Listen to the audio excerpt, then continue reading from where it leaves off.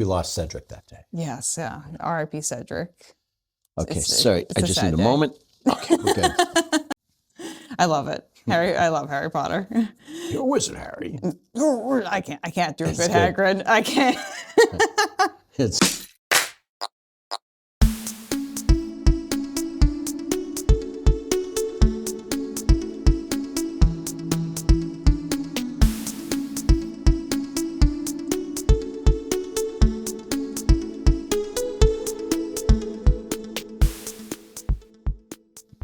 Hello, my friends, and welcome back to Runnah, running on Cape Cod, Massachusetts and beyond, and welcome back to your favorite local running community. I'm Juliana. We are back at the Falmouth Running Club office today, and we have a very special guest with us. We have a local, because you're local to Massachusetts, which is fabulous. Yes. We have Jim Keane, the executive director of the Boston Bulldogs Running Club, with us today. Welcome, Jim. Thank you for having me, Juliana. Yeah. Legend, I'm not sure if I would use that word, but thank you. I'll take it. Local legend. Local legend. Local legend. Exactly. Because you're local to Massachusetts. So I'm the executive director of the Boston Bulldogs Running Club. Yes. And we're a running and wellness organization for people in recovery from drug and alcohol addiction. Very much so needed. Exactly. As well as friends, families, family members, and allies. I think that's great, too, that you're including those people, because I feel like that's definitely something that gets left in the dust sometimes. And dear God, who of us is not an ally? Oh, yeah. Right? Everyone's part of this. So everyone's really part of it. It's kind of an organization without walls. I think that's wonderful. Yeah. I think that's wonderful. Well, we're going to talk about the Boston Bulldogs and the running club within the Boston Bulldogs. But let's first hear about you, Jim. The legend. The legend, the local legend, Jim Keane. Yeah. What is the Jim Keane origin story for running? Like, what is your Wolverine origin story when it comes to running? So I'm from a small Irish Catholic family of 11. Oh, you got me beat. I've only got 3 other siblings. My mom's got 7, but you know. We had 2 basketball teams and subs. That's what size of our family. Okay. I grew up in Needham, Massachusetts. Okay. And I got into running in junior high school. Probably around the time when Rocky came out, the movie Rocky came out. Okay. And it actually kind of started the American running craze, I think.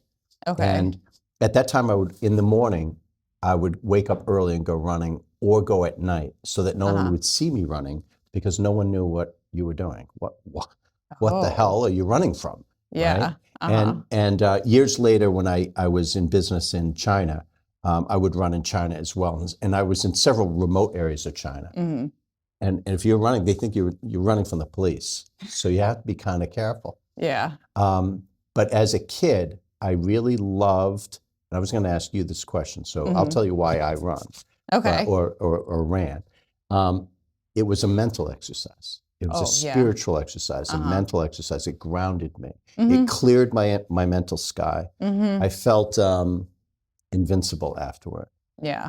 And I had trained my body, and I've done this now. Like I'm also into the gym or swimming. Yeah. Sometimes some kind of serious physical exercise, so that when I walk into the gym, the endorphins kick in. And I remember as a kid tying up my shoelaces. You're like ready to go. The endorphins kick in. Yeah. Just like, I hadn't even run a mile yet, and yet it was like, okay, I trained myself. Like this is a really important, needed thing.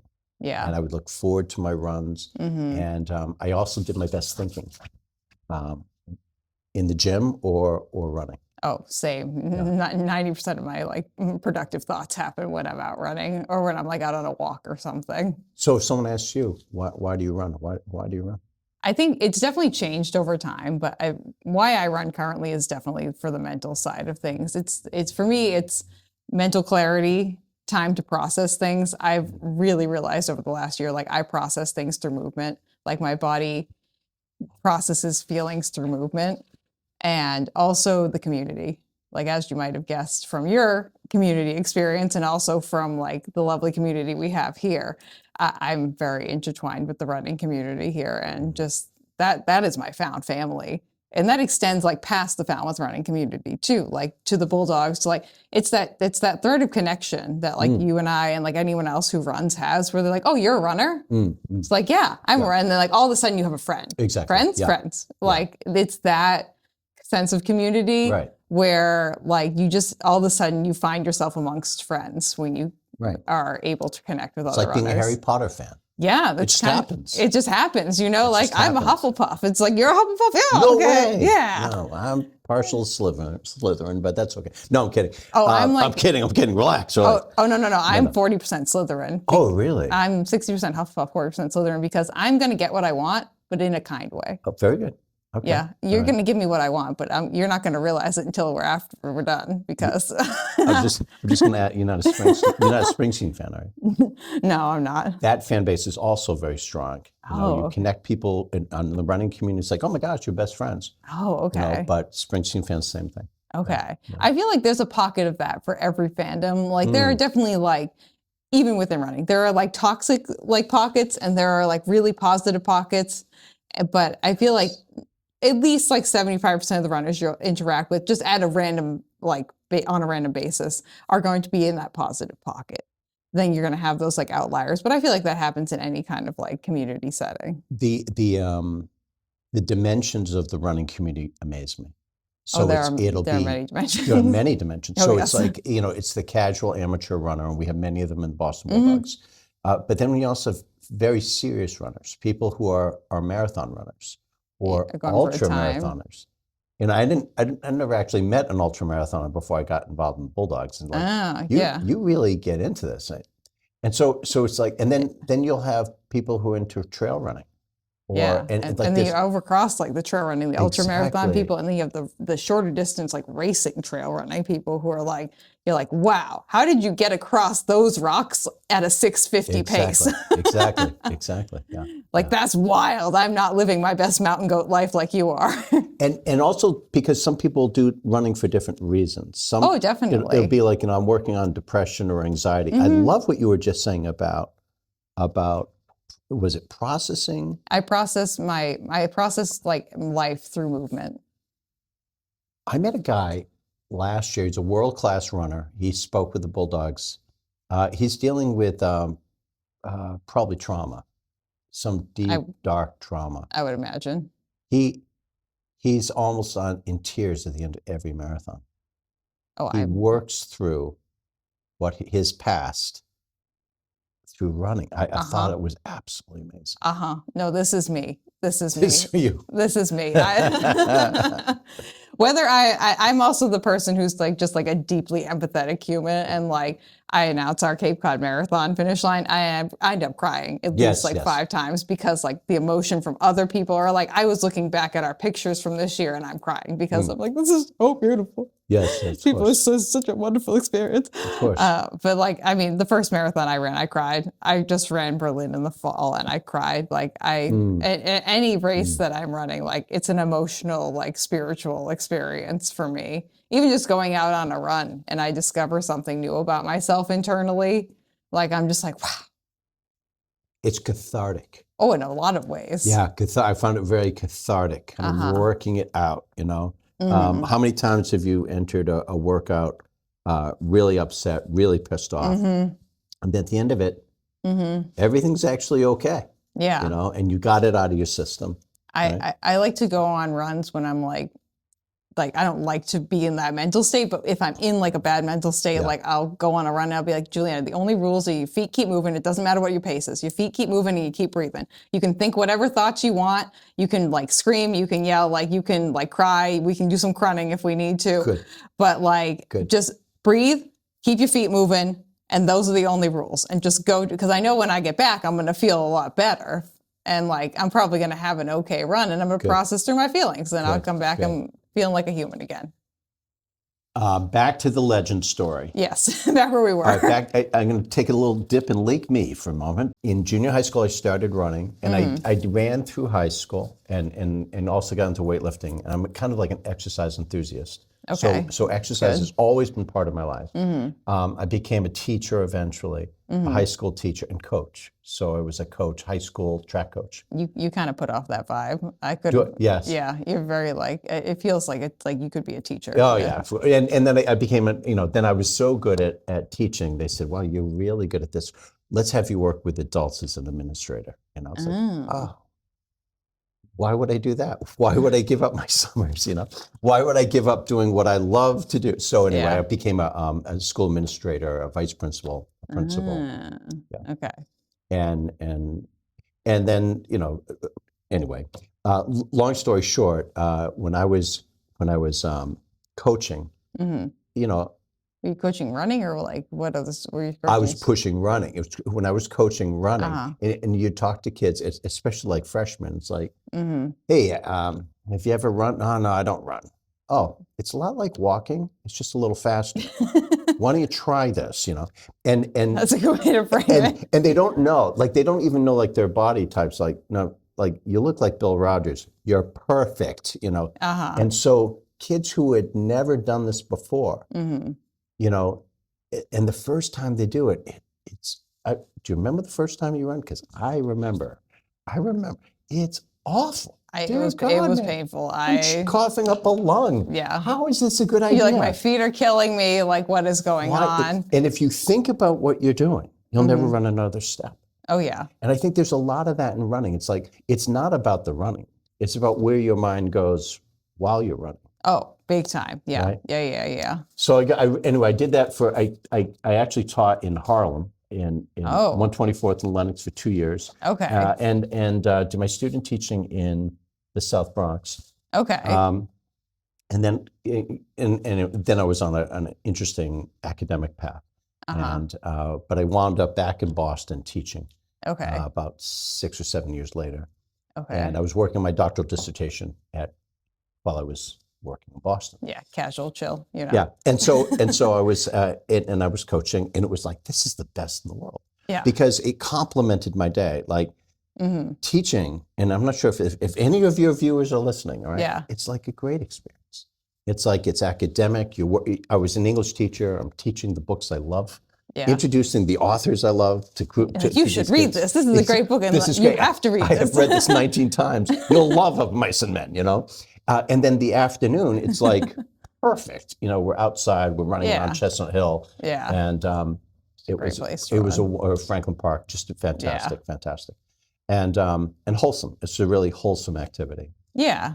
I feel like those are the two those are the two main components of running on their own too, is like the mental side of it, like the thinking portion, like thinking about like running, like while you're running, like processing thoughts while you're running, like that English teacher brain side of things. And then the actual physical doing of the running too. Like those are the two components that you need, and you're doing them together and separately right there.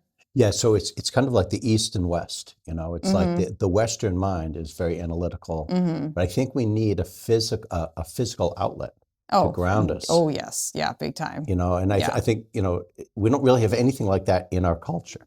No, right? There's not like I feel like a lot of other cultures have like a meditation exactly. practice. Yeah, that's like yoga or something. Exactly. Yeah, or even just like I'm thinking like along the lines of like the Muslim religion, where they have like the praying mats, and they'll like do like a little like ritualistic like kind of like grounding. Exactly. Some kind of grounding technique in a way that just grounds you with like the earth and like just being a physical human on this planet, like gravity, it's a thing. And then also with other people, because you have a shared experience of like, okay, like at these times of the day, we do our meditative practice, or we come together to perform like Tai Chi in the morning or something like that. We don't have that. You're right. There isn't like a standardized, like, okay, you go to I'm thinking like, even in like the UK, like they have, when it comes to running, they have like park runs everywhere. Yeah. There's so many park runs in the UK. Yeah. So like that is kind of honestly like one of their like ritualistic practices is like, yeah, you can go to any city in the entire UK and there's a park run happening. Not here. Not so much here. Yeah, no. Maybe we're getting there. We're getting there. Like there's been a boom. The Bulldogs are great for people in recovery and their friends, family members, and allies. But truthfully, everyone should have physical activity as part of their life. And everyone needs community. Oh, 100%. And our community is fraying. No one. Yeah. COVID took a big hit at that. Well, it is. It's happened before COVID. No one goes to church. No one's doing bridge night. No one's doing the bowling leagues. Yeah. It's something that's harder. I feel like it's harder to do. And like, I'm someone, as you might have guessed, I'm assuming like yourself, who like really thrives on having a community. like case in point, me and my friends have started a book club around here too. And like anyone who seems like remotely like interested and is like in like, generally it's like other ladies who are around my age. And like I meet them and they're like, I can't make any friends here. Like, would you like to come? Would you like to come to book club? Like we've invited so many people to book club now, me and my friend Nicole, like, because like we are both of the same mindset of just like anyone who wants to come to book club is welcome to book club. Exactly. And so we've celebrated a year of book club. What book are you reading now? The Harry Potter and the, no, sorry. No, no, we're not reading any of none of like the classics. The classics. Yes, yes, the greats. The greats, of course. The Invisible Life of Addie LaRue right now. Good for you. Wow. It's pretty good. We just finished up the storied life of AJ Flickery. I gave that a 2 out of 5. It was a beach read. Okay. I did just read though. I don't know if you've read T.K. Kloon's book works. Yes, but if you have to say the title. This is one of his newer ones. It's Under the Whispering Door.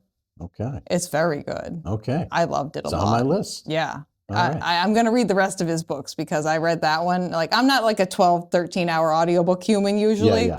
I was like glued to this thing. That's awesome. And it was pithy and it was funny and it was deep and I cried many times. Okay. And I said, this was great. But yeah, back to running after talking about books. But yeah, community is like a really big part of like, I feel like existing as a human. It is. I'm going to have to throw another title at you. Yeah, Okay. Man's Search for Meaning by Viktor Frankl. Okay. And that is, I'm now obsessing over it. I've read it several times in the last couple of years. Okay.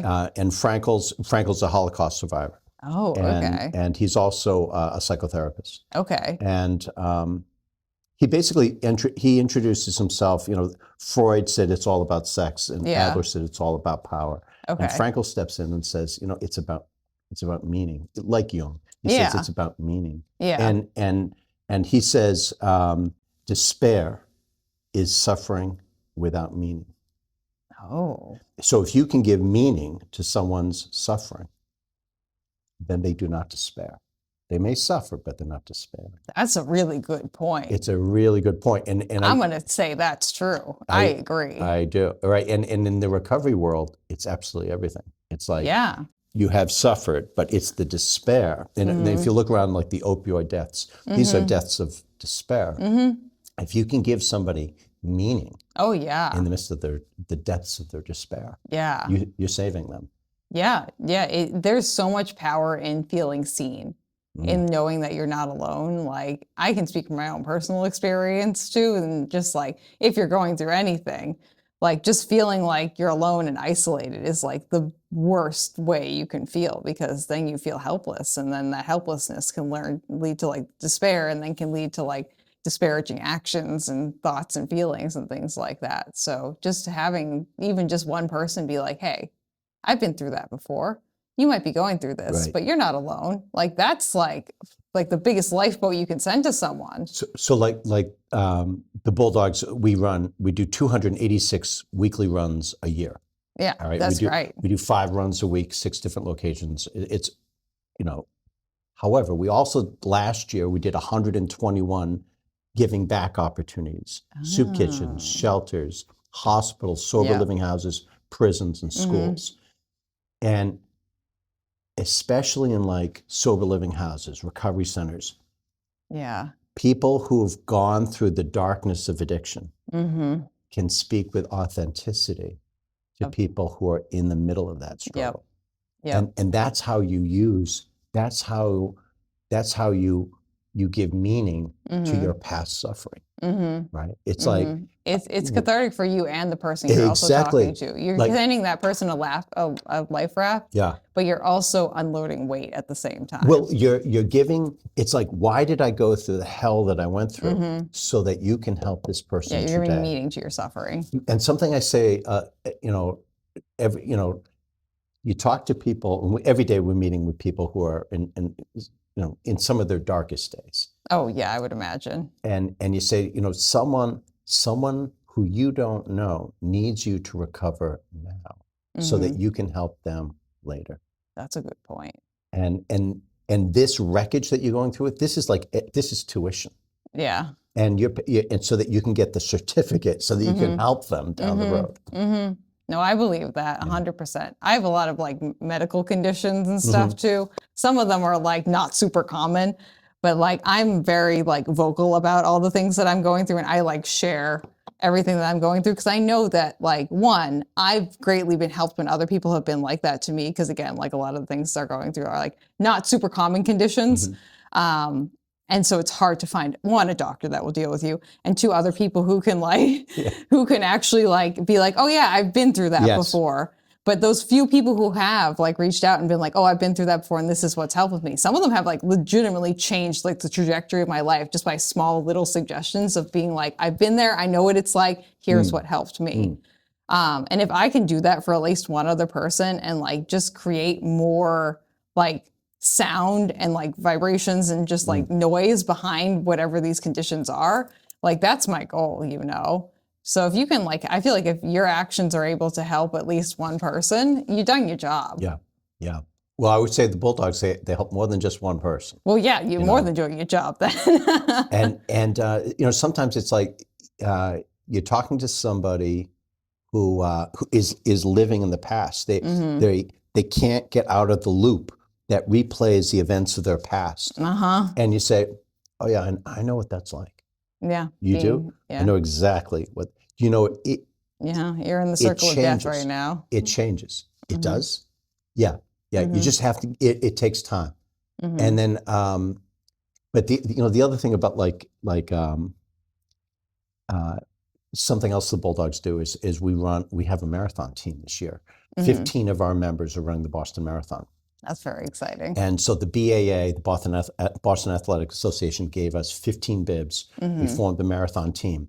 And those 15 will be like on a showcase in one of the largest running platforms in the world. Yeah. And calling attention to the power of exercise and community for people in recovery. Are you guys doing any planned storytelling around? Oh, we do a lot. Yeah, Okay. yeah. And they will raise money. They're raising money for us. And please contribute to Boston Bulldogs BostonBulldogsRunning.org, and you can contribute because we're a nonprofit. I'll put the link in the description. Please put the link in. But the other thing is they're going to be joined. Last year we had 33 runners in total run the Boston Marathon with the Bulldogs or for the Bulldogs. Yeah. And so we had our 15, and then members of our club ran for other organizations, then also, or they qualified. Yeah. And so that's incredible. That's awesome. It's incredible. But what it says to the people who are on the sidelines or people who are in the grips of recovery or to their family members is that there's hope. Like it's a redemptive act. There are amazing things that are possible. I think you're exactly right. I think one of the things that you haven't like directly said, but I can hear you like saying like from all the things that you're saying is that like sometimes when you are like in like a really hard, challenging spot, your brain only sees what's happening directly in front of you. And like, it's kind of like when you're walking through the dark and you have a headlamp on, you can only see as far as the headlamp is throwing the light. But as soon as like the sun comes out, you're like, oh, wait, there was like a bathroom and like there's a shop down the street. Like my house is right there. Like I just couldn't see it in the dark. Like your brain gets stuck with where the headlamp ends and doesn't realize that like the rest of the world still exists beyond the headlamp. I love the headlamp analogy because you don't see the off ramps.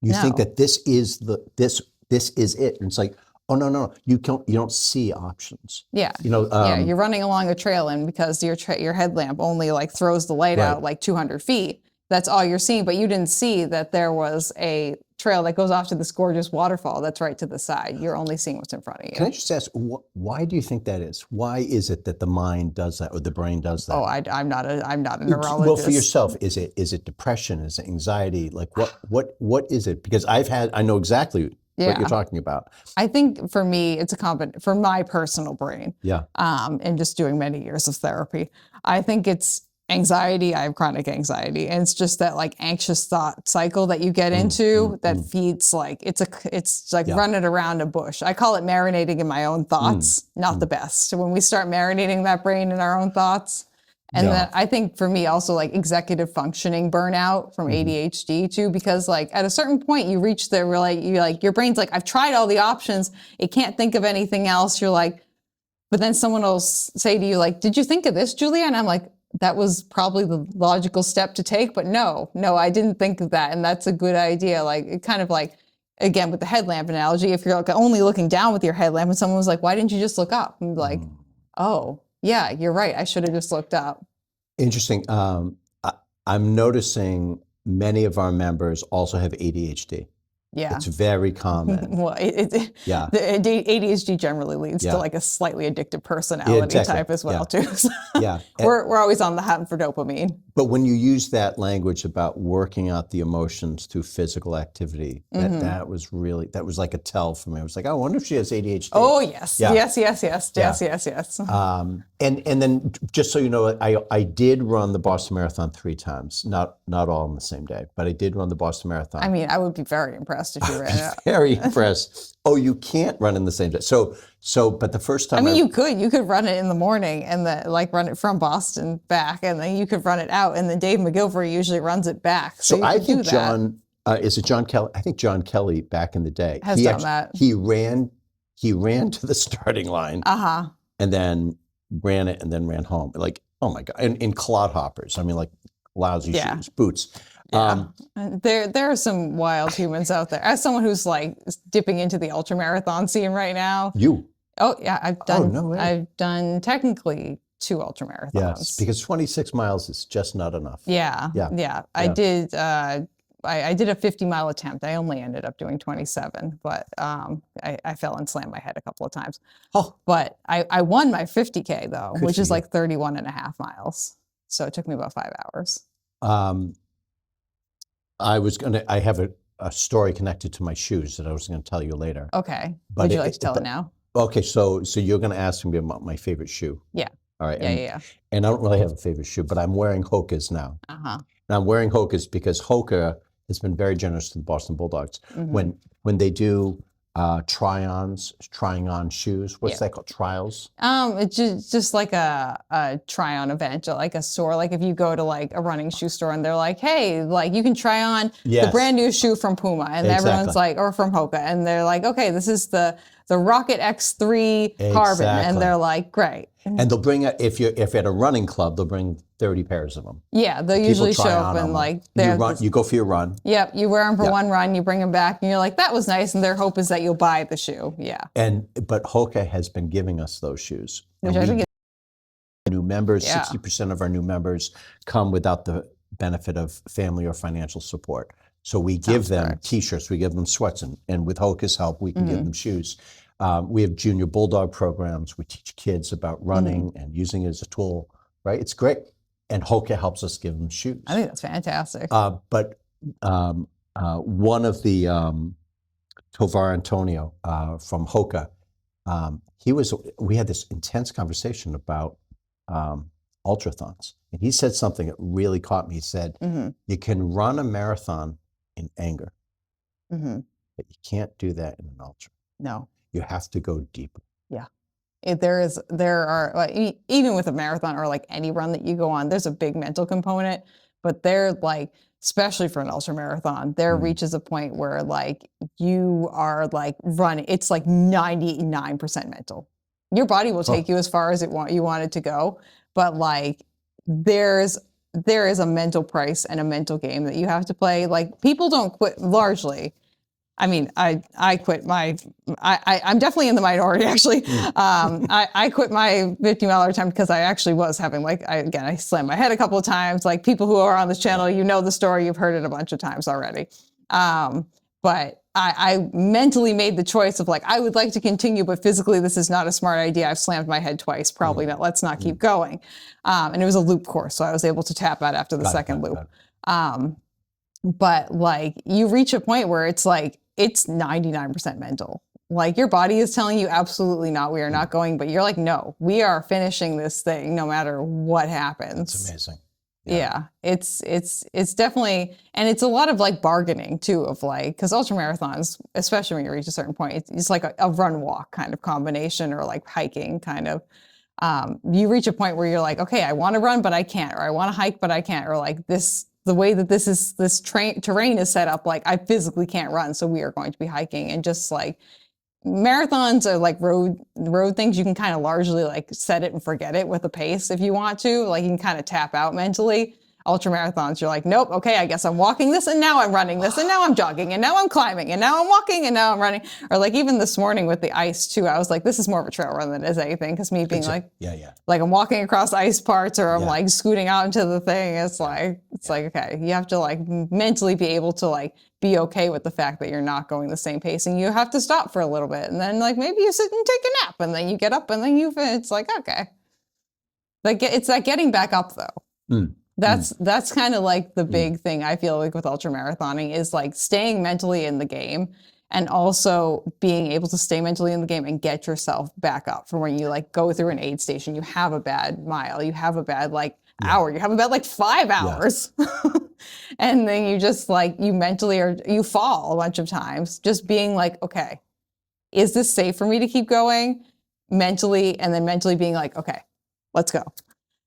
I've done a couple of loop courses so far, and the general sentiment I've come across is that when you go through the loop, you have to be able to go through the starting finish area and go one more time, and then just with enthusiasm go back onto the course and just be like, one more time. Jeez. Even if that one more time is one more time out of like 10, and you have like 8 one more times left. That's incredible. But I feel like that's applicable to everything in life, though. Yeah. You have to have that attitude with a lot of things. And just like being able to like do that with running, I feel like is a double whammy for your mental health if you can do it in a positive manner. So I don't know that if this is, if research bears this up, but in the Bulldogs, there definitely seems to be an attraction among type A personalities. Are attracted to, I dare say, are attracted to opioids. Okay. And then you can say to them, this is not working for you. Let's try switching this. Take that away and add this.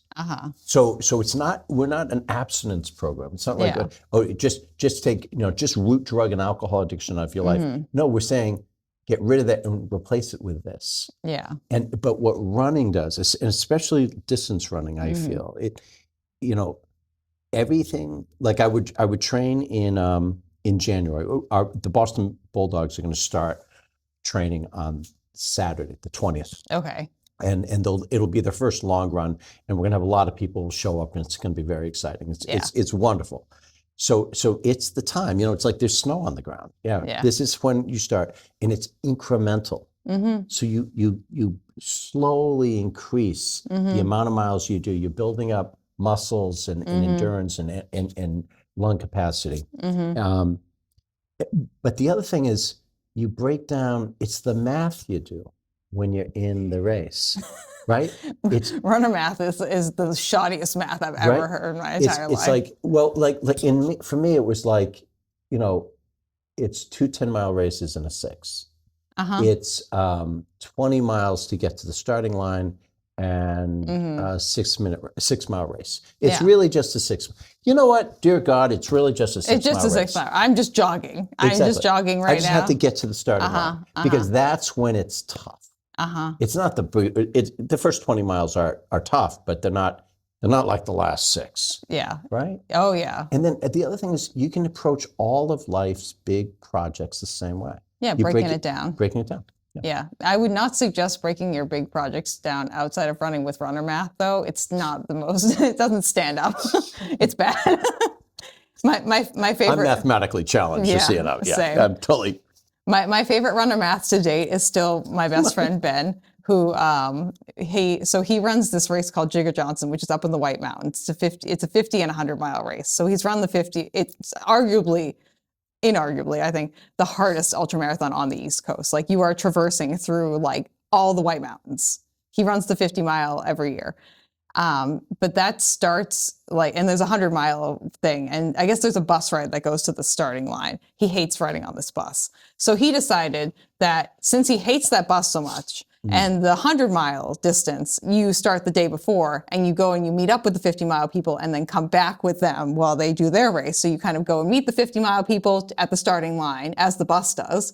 And then you run it back with the 50-mile people. So it made more sense to him to just run the extra 50 miles through the White Mountains, like in the 24 hours of running, than just take the 40-minute bus ride, because runner math, 40-minute bus ride that he hates versus an extra 50 miles in the White Mountains, Exactly. Runner math. Exactly. Yeah. They're equal. 50 miles.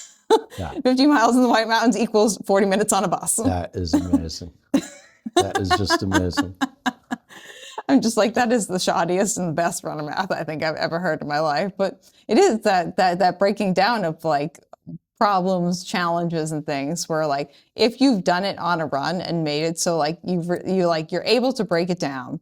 And you also are able to be like, I did that. Yes. It makes it more possible to do that in other parts of your life. And you build momentum as you go. And the other is like you do your run or you have your workout, and then suddenly everything else, the rest of your day becomes ordered. Yeah.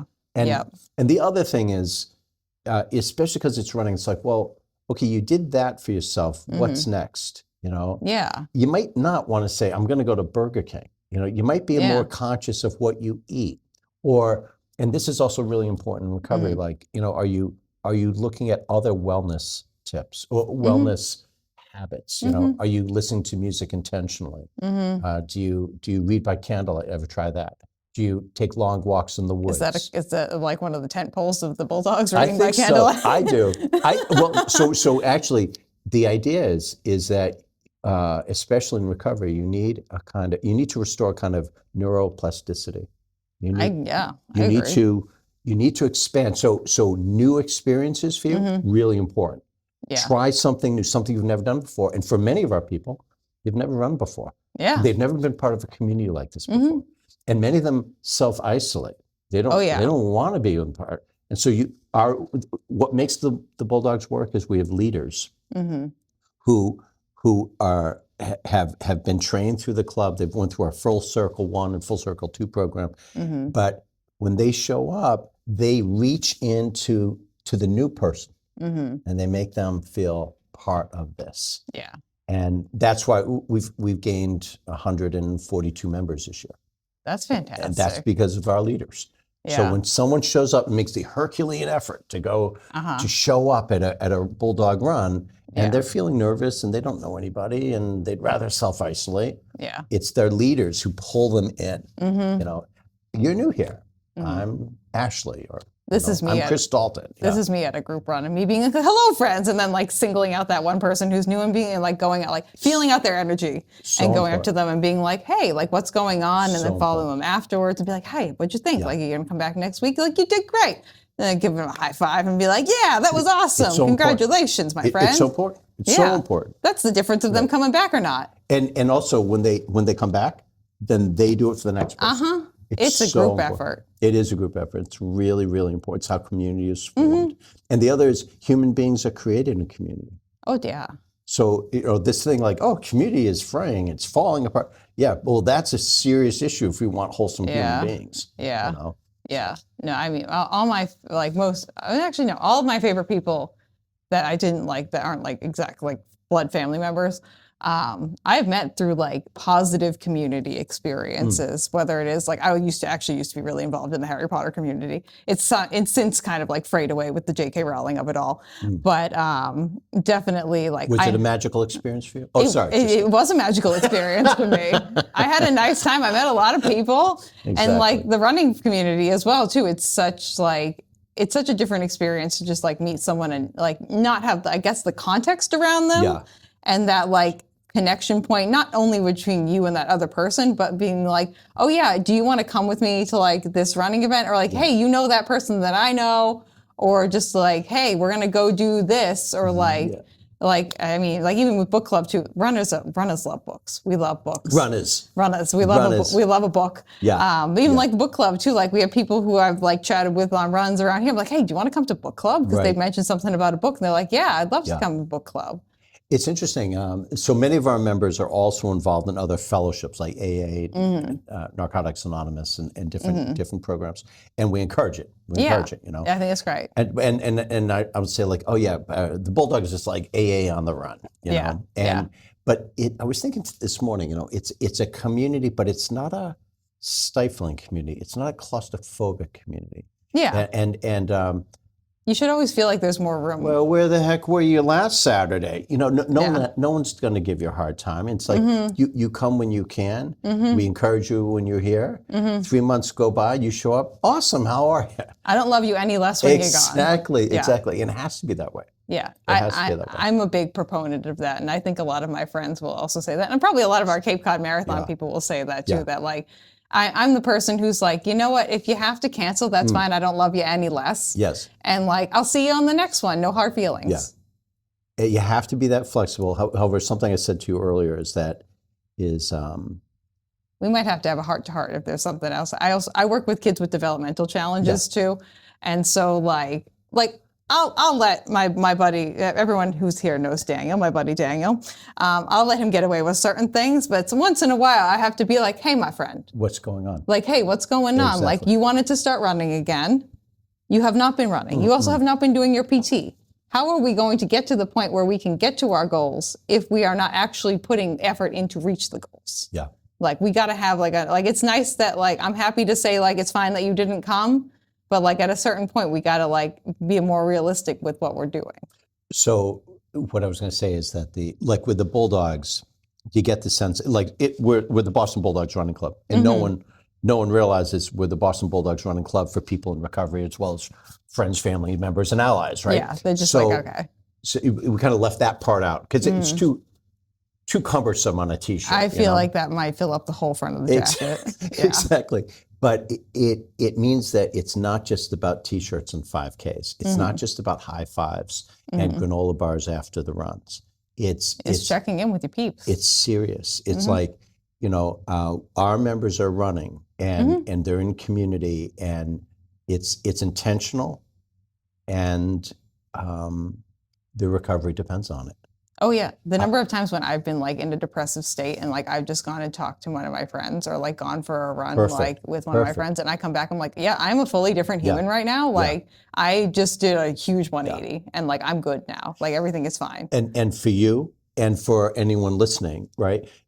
We'd love you to join the Boston Bulldogs. Yeah. But that's not really what I'm saying. What we're saying is physical activity and community are vital for everybody. Yeah. And if you're not sure where to start, dear God, come and visit the Boston Bulldogs. Yeah, come and visit the Boston Bulldogs. It's a nice time.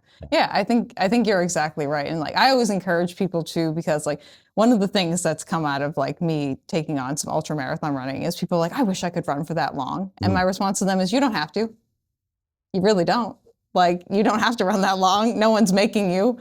And my suggestion to them is just do something that is movement that makes you like happy. And like brings you a sense of joy, and like you'll come back to. And largely the things that people come back to with movement are things that involve community, group runs, group classes. Like even if you're doing something on your own, like even if you're doing like remote stuff, I've recently taken up being a ballerina.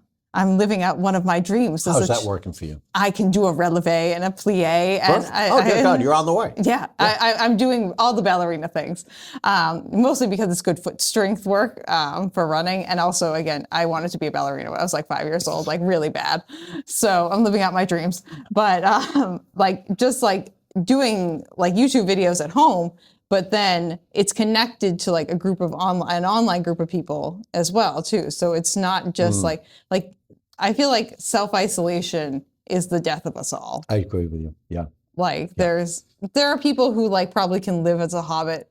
Ben is one of these people, my best friend Ben, he could live as a hobbit for the rest of his life and he would probably be mostly okay. But he's like 1 in a million, you know. There's not that many people who can like do that and not just like fall into like a really negative headspace and not be able to get themselves out and just like spiral into despair. Yeah, we're not good company for ourselves. Oh, no. I realize one of the thoughts I've had to myself recently is that, Juliana, you are the person who is best at gaslighting you is yourself. Yeah. And I feel like that's kind of common for a lot of people. And like, everyone's their own worst critic, I feel like, too.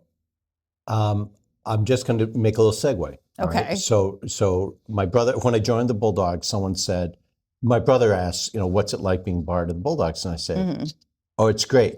We measure our days by the number of times we weep. And it's not because things are bad. It's because some of the stuff is just so inspirational, right?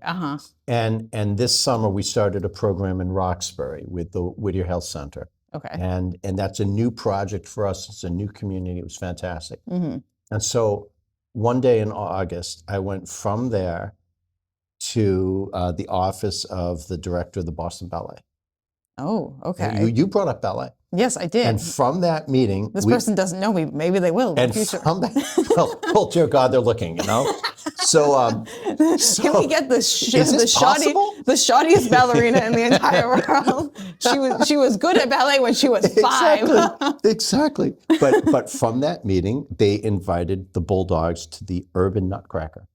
Oh, that's fun. And we're going this weekend. Oh, that'll be a blast. And they were like, they offered us, well, how many tickets do you want? And we're like, we kind of went back and forth and was like, yeah, I don't want to get stuck with tickets I can't move, Yeah. And I haven't seen the Urban Nutcracker. I'm sure it's great. Yeah. So we said 60. They went in a day. Wow. Wish I had said 120. Yeah. But I mean, unbelievably generous. But for our members, think about, this is something we're doing as a community. You may have never done this before. Think of neuroplasticity. Yeah, we're trying something new. A new experience. Yeah. Try this. Maybe you'll hate it. Maybe you'll love it. Yeah. Maybe it'll open a new dimension for you. Yeah. How cool. I'm definitely and I feel like the friends in the community that I have right now is such where I can try new things and they're like, that's great that you did that, Julia. They're very encouraging to me trying new things. Right. And also just they're not disappointed in me when I fail and there's no expectations for anything. So if I try something and I don't like it and I say, that was nice, they're like, great, you tried that. That's awesome. That's kind of the general thing. And there's no judgment in either direction, which I think is really important for any kind of productive sense of community of hey, you tried that. I'm glad that you did. Did you like it? If you didn't, that's fine. You can try something else. No worries. Yeah. And just being able to be inclusive and kind and welcoming, but also just you know what, you do you. Yeah, sometimes it's not about trying something because you'll find something you'll love. It's trying something for the experience of doing it. Yeah. I did something this year that I have never done before. Did you take up ballet as well? Well, it was close. It was close, but I went fly fishing. Oh, okay. I went fly fishing with a man named Jim Faust. Okay. And he started a nonprofit called Adam's Parachute. And he takes people in recovery fly fishing. Does he know Matt Carroll? I don't know. I will ask him. Okay, because I'm pretty sure Matt Carroll is part of something like this. But this is an unbelievable in the recovery community as well, too. It's unbelievable. And it's you're in nature, you're grounded, there's water around you. It's absolutely beautiful. And it's just you and you're learning to put the line in the water. Therapeutic right there. Unbelievably therapeutic. When I first heard about it, I was just, I have to call this guy. I have to talk to this person. I will be going fly fishing. And I've gone twice, and we're going to do a fishing trip with the Bulldogs in the spring. Oh, that'll be probably awesome. At the Swift River. Okay. In, near the Quabbin Reservoir. Oh, okay. Yeah. That'll be a lot of fun.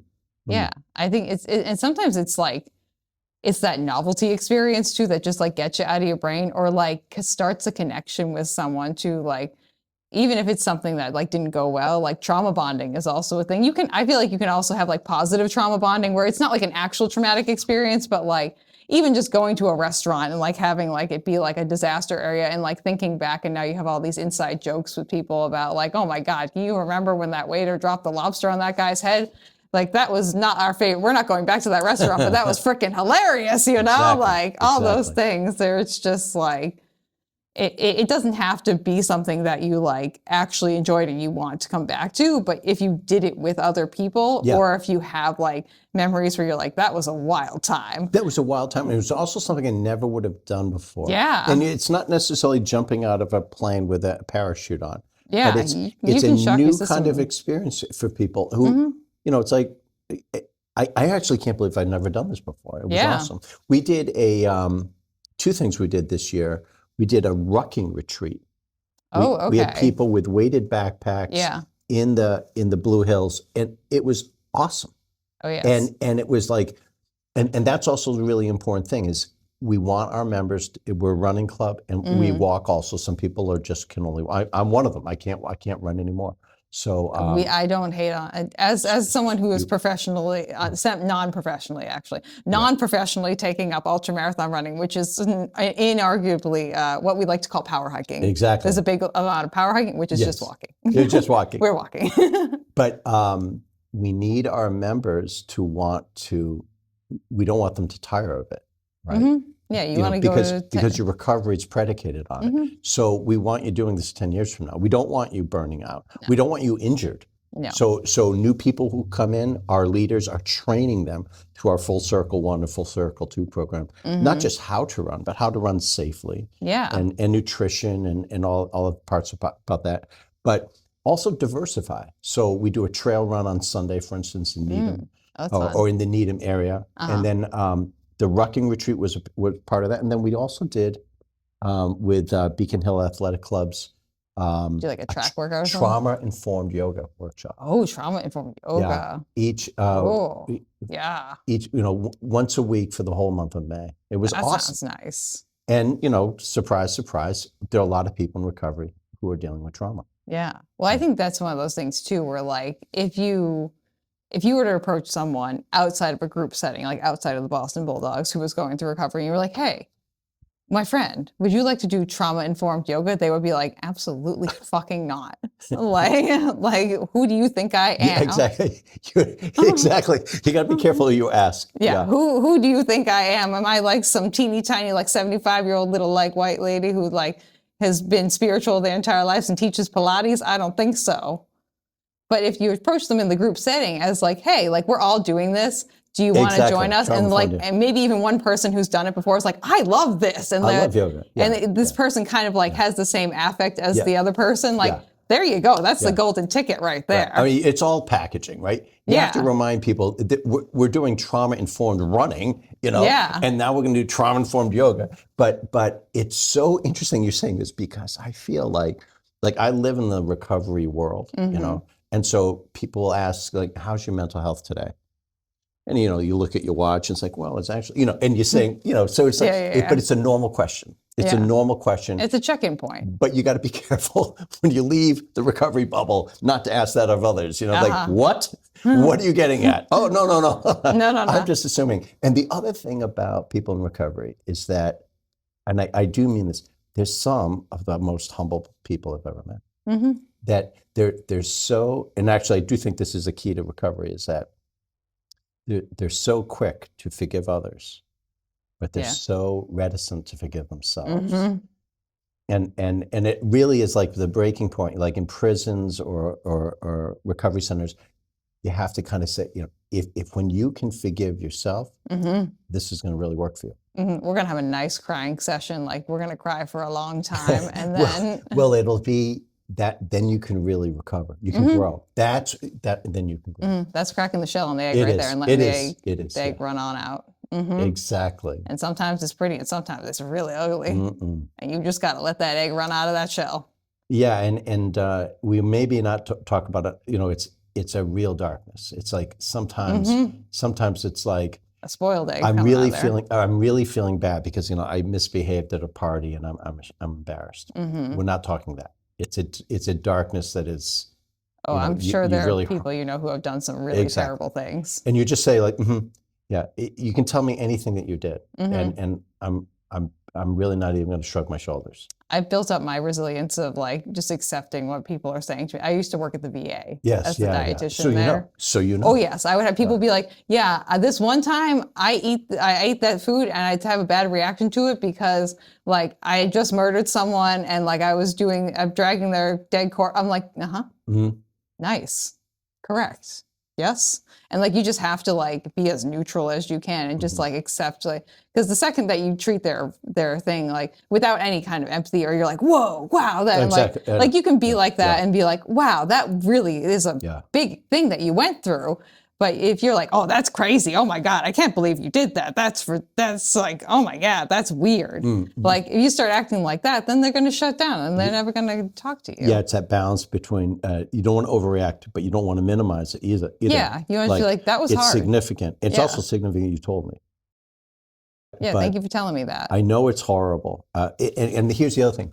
And then you look around the room, especially in recovery. Right? Everyone else and has say, their own version of that story.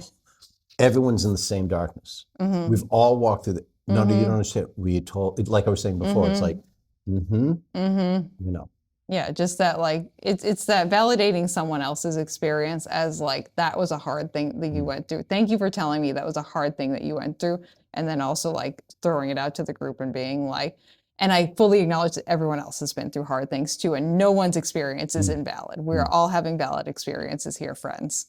Just like that kind of like, and that creates more of that community too, of just like knowing that like, okay, we're all accepted here, we're heard, and also we're not alone because we're all sharing different sides of the coin. It's not just being heard; it is unconditional acceptance, and it's like if it's real, then the person can grow. Yeah, you don't want to be scared of anything. You want to just be able to like roll up and be like, hey, I did this thing. I'm not proud of it.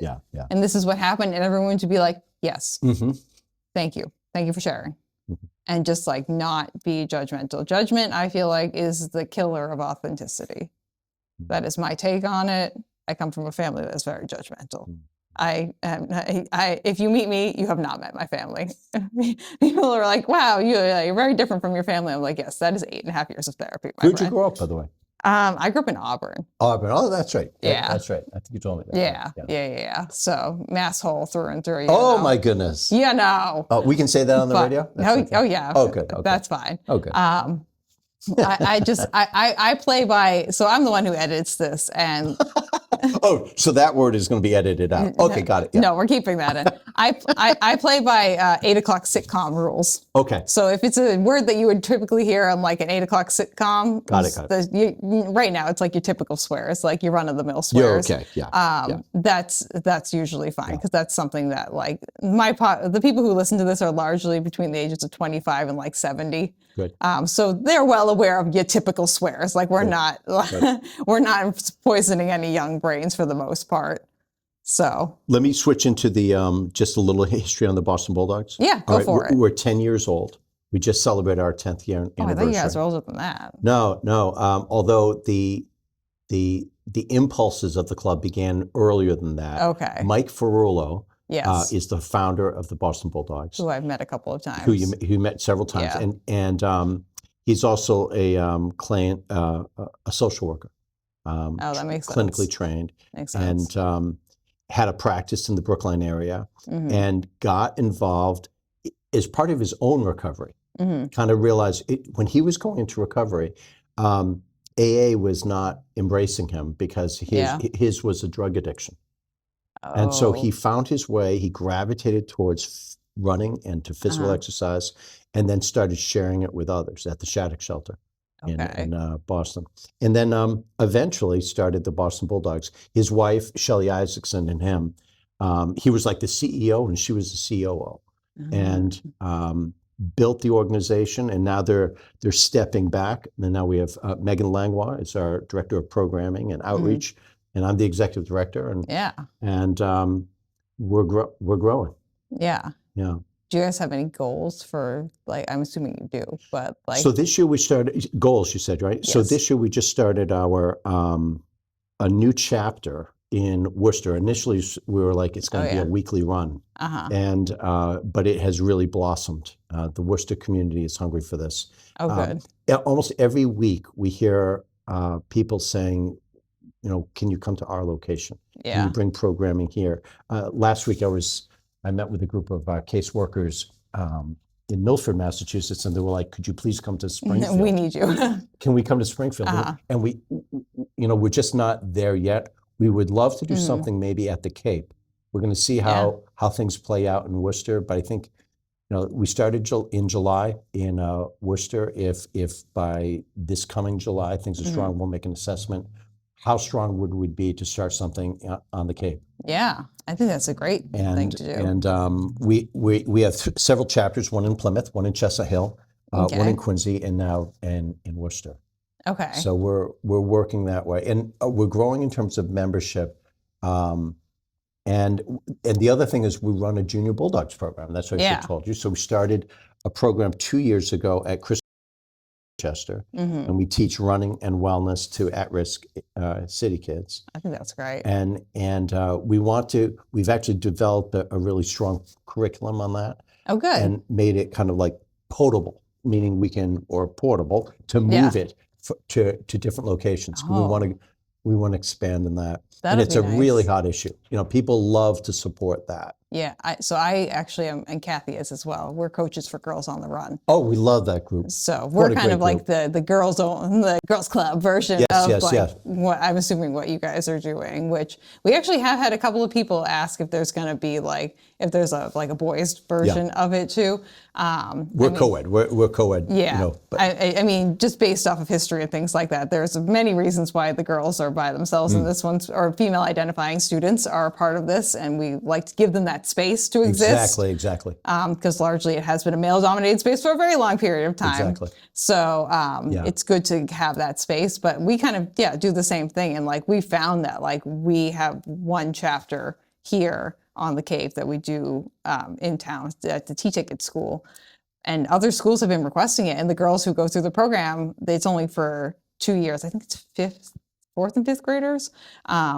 But there's a program that you can do for the older kids at the other schools. And they're like, okay, aren't you coming with us? Are you following us? And we're like, we don't have enough volunteers. We love to start these other things, but we just don't have enough volunteers. Important. But we're only on year 2 right now of having a chapter down here. So hopefully at some point we'll be able to expand. But it is really important to be able to reach the kids and give them a lot of that mental space to grow and connect with other people and experience the running community from a younger age. Exactly. Yeah. So and also it's a way to develop recovery capital. So you're teaching kids how to share in a group, the power of community. And also, we just went for a run, and it was outside, and we set a goal. You met that goal. Yeah. How do you feel? I feel great. Yeah. Remember this. Tag that experience so that when the fit hits the shan somewhere down the road, right, you'll remember. You'll pull back. You'll reach back into that into your knapsack and realize running and community helped me then. It will help you now. Yeah. And so much of what we do in teaching is, you plant seeds, that hopefully come to fruition later. Yeah. You teach them that they can do hard things. And then we've had some girls too, we've asked directly, be like, okay, how did you do? Do you think what, did you meet your goal? I met my goal and I did it because I knew I could do it because I did it last time. It's that's right. You remember that you can achieve hard things because you can do them. And then you say things like, and how else do you feel? I feel calmer. I feel grounded. It's you're telling them to thematize, put into words how you're feeling right now so that, and it won't be, I don't mean that the kids we're dealing with are going to, they're at risk. And as everyone is. As everyone is, but it could be the loss of a job. It could be a divorce. It could be, it could be anything. Anything, crisis. Or your brain chemicals are just such where you're more prone to addictive behaviors or depression or anxiety. My brain chemicals are very anxious all the time. Yeah. So when it happens, you have tools to help you. Yeah. I think that I'm a big fan of having a toolbox. Whatever it is you're dealing with, having a toolbox that you can pull from. Yeah. And I'm not sure if we were talking about birdhouses a minute ago, but I don't know. But it's if building birdhouses helped people in recovery, we would be doing that. Yeah. We know that running and wellness works. We know that the endorphins are real. We know that we know that community is real. And there's research to justify this. And that's what we're about. Yep. You're showing people that they can do hard things and that they can connect with other people and give them that sense of connection, both in what they're doing now and in the experiences that they've already had. Well said. Try my best. Well said. Good. I've been through many years of therapy. And I will continue to do so. I just started EDMR therapy as well too. So I'm going to do like the eye tracking thing. We're going to reprocess a lot of traumas. So I when we talked earlier, I mentioned the book, The Body Keeps the Score. Did you read it, or did you No, but that was actually recommended to me by someone else again? recently So as well too. now you're realizing, wow, he knew what he was talking about. Oh, It's yeah. an incredible book. It's on my library to read list after I'm done book club book. He talks about EDMR. Yeah. I had someone, because my healthcare professionals thinks I have like a neurological condition too, but like so like ways that like largely besides like actually physically altering your brain and like severing nerves, like the big way that you deal with like regulate any kind of neurological condition is self-soothing. Like, so you just have to find a toolbox that helps you, like using like grounding techniques, or like I found, because like one of my big findings about my internal workings recently has been like I process things through movement and also song. I've been in musical theater and singing since I was a very small kid. You leave me alone for longer than 20 seconds, I'll start humming to myself at an absolute minimum.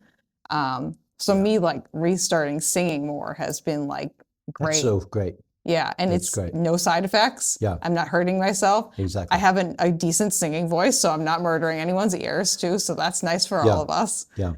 But like it's that kind of the toolbox that you can pull from though, whatever the condition is, like, and then like the reprocessing, just like, I don't know, getting it out of your system, you know? That's wonderful. Yeah, I think it's a nice time. I like singing too, so. Good. I almost went to school for musical theater, but you know, my mom said that's not going to pay the bills, and she's probably right. Good. So, but yeah. Jim, is there anything else you think we should let people know about the Bulldogs? We have to let people know that the Boston Bulldogs is a nonprofit organization. Oh yes, that's a good point too. And we are dependent on donations. Yeah, so that's how you we should live. donate. And so you can support, your listeners can support the Yes. Boston Bulldogs by going to www.bostonbulldogsrunning.org. Okay, fantastic. And reach out to us.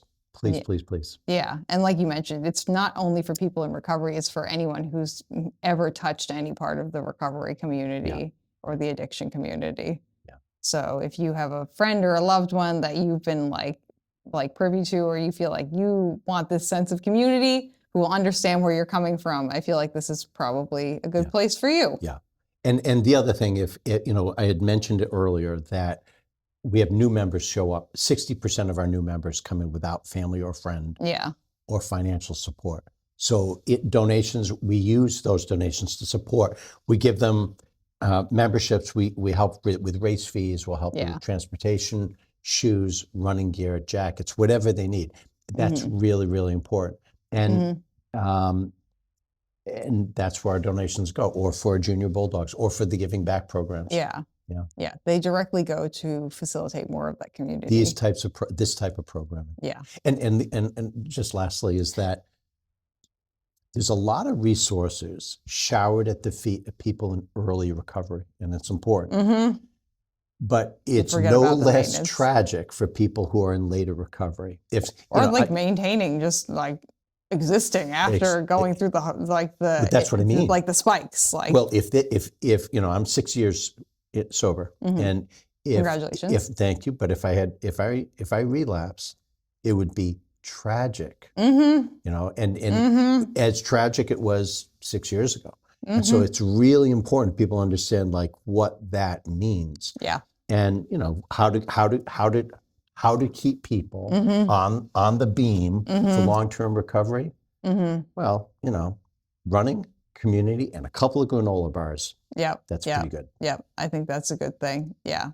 I think that's something, even if you've never been through like the recovery process, you will identify with, is just like, even like I'm thinking about like my medical conditions too. Like I have flare-ups like here and there. And it's like, just because the condition is currently in remission doesn't mean there can't be a flare-up. And it doesn't mean that flare-up can't be even worse than the initial thing that happened. So if there's some way we can kind of just like keep things at a nice like boil where it's just like, like that's a better time than.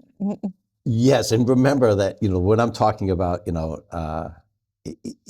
if someone relapses, they can die.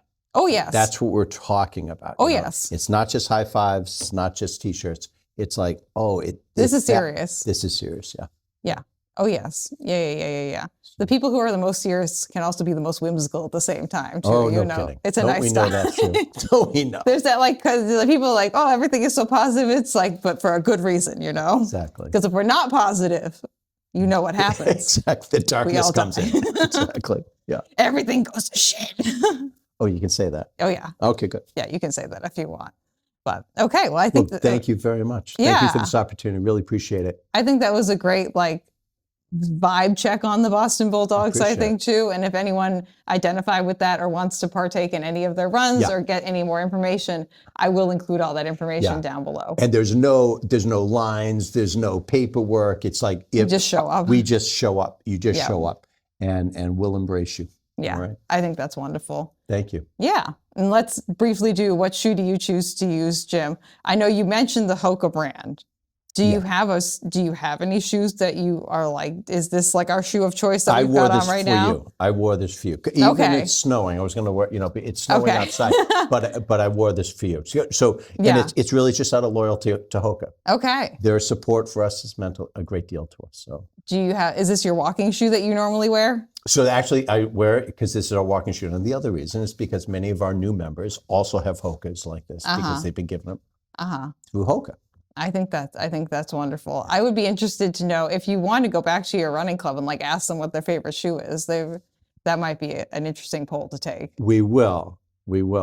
That would be interesting because I'm sure there are a couple people too who have like also gotten multiple free Hoka shoes at this point because they've been part of the club for long enough. They could weigh in. Yeah, they could be like, you know what, that one was good, but the other one was not, and this one was okay, but this one was my favorite. And your favorite is? Like 60 pairs of shoes. I understand. Yeah. Probably right now, I'm going to throw the Puma Forever Run one in there. Puma, for all you shoe sickos out there, is like, if you know, you know. It's one of those things where like you got to be in the shoe running community to like even partake in because they're only like 2 or 3 years into their running shoe game. Okay. But it's good stuff. Okay. It's real good stuff. Okay. Very durable. Lots of fun. Good tacky rubber on the bottom. We love it. Puma. Big fan. You heard it here first. You heard it here first, but I'm also a big fan of any shoe that's got like the nice Vibram like outsole on the bottom, that sticky rubber, Hoka makes a lot of trail shoes that have the Vibram on the bottom. I have the Hoka Speed Goat. It's a nice fun time. Perfect. We love a sticky rubber. Okay. Well, thank you, everybody. Yeah. Thank you guys for being here. Like I said, I will put all the information for the Boston Bulldogs in the description down below. So if you'd like to donate, be part of one of the runs, or just get some more information about them, that will be directly below this video or this podcast episode. And if you'd like to get in contact with me over here at Runnah, that's at RunnahPod on Instagram, and then runnahpod@gmail.com if you have any questions. My email address, Jim Keane, Keane, at bostonbulldogsrunning.org. Great. I will also put that down below too, just in case you missed that, or you have this on like 3 times the speed like I usually do, and you just sped right past it. So that's the end of our episode, friends. We will see you on the next episode of Runnah. Bye. Bye, Runnah. Nice job, Jim. Thank you so much. Appreciate it.